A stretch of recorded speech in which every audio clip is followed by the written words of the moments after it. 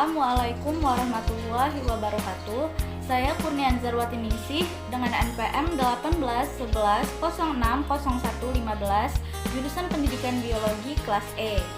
Pada video ini saya akan menyampaikan materi tentang model pembelajaran saintifik. Pendekatan saintifik atau scientific approach adalah model pembelajaran yang menggunakan kaidah-kaidah keilmuan yang memuat serangkaian pengumpulan data melalui observasi, menanya, eksperimen, mengolah informasi atau data, kemudian mengkomunikasikannya. Nah, penerapan pendekatan saintifik dalam pembelajaran ini melibatkan keterampilan proses seperti mengamati, mengklasifikasikan, mengukur, meramalkan, menjelaskan, dan menyimpulkan.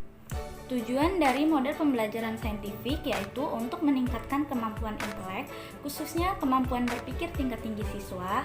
Yang kedua, untuk membentuk kemampuan siswa dalam menyelesaikan suatu masalah secara sistematik.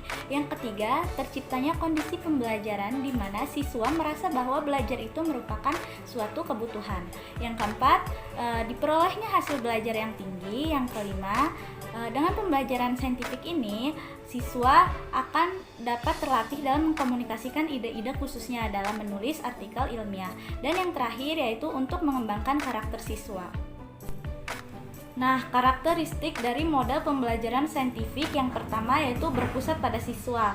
Karena model pembelajaran saintifik ini melibatkan siswa secara langsung. Yang kedua, yaitu melibatkan keterampilan proses sains dalam mengkonstruksi konsep, hukum, atau prinsip-prinsip yang dapat digunakan untuk menyelesaikan masalah. Yang ketiga, melibatkan proses-proses kognitif yang potensial dalam merangsang perkembangan intelektual, khususnya keterampilan berpikir tingkat tinggi siswa.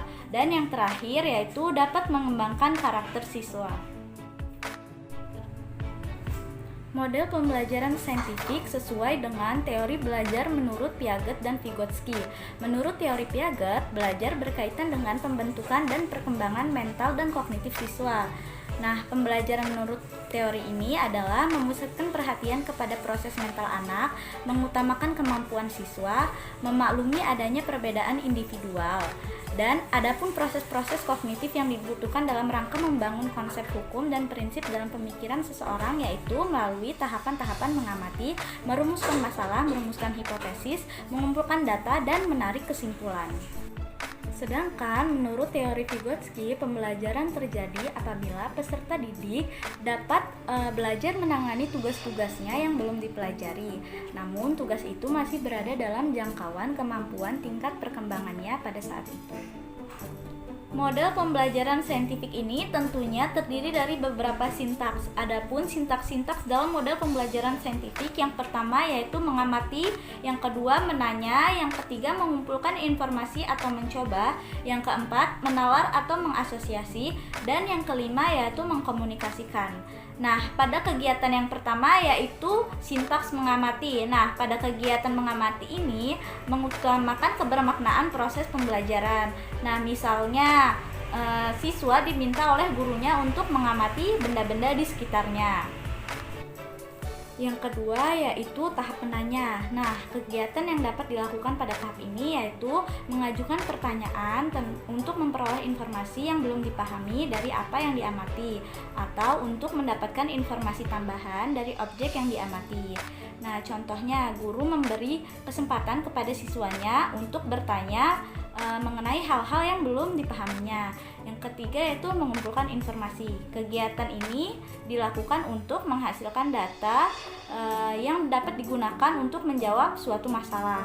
Nah, adapun kegiatan belajar yang dapat dilakukan pada tahap ini yaitu melakukan eksperimen, membaca sumber lain selain buku teks seperti melalui media online. Yang ketiga yaitu mengamati objek melalui kegiatan praktikum. Yang keempat yaitu tahap mengasosiasi atau menalar. Nah, pada tahap ini kegiatannya yaitu memproses informasi yang sudah dikumpulkan baik dari hasil kegiatan eksperimen maupun dari kegiatan mengamati. Nah, biasanya pada tahap ini guru membimbing siswa atau mengarahkan siswa agar siswa dapat menghubungkan informasi yang telah diperoleh untuk menarik kesimpulan. Nah, yang kelima yaitu tahap mengkomunikasikan. Nah, pada tahap ini kegiatan yang dilakukan yaitu menyampaikan hasil pengamatan, menyimpulkan berdasarkan hasil analisis secara lisan, tertulis atau media lainnya.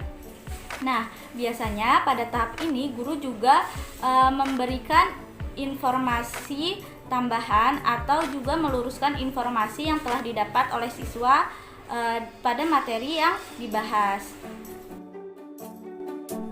Berikut ini adalah implementasi pembelajaran saintifik bagi guru dan siswa.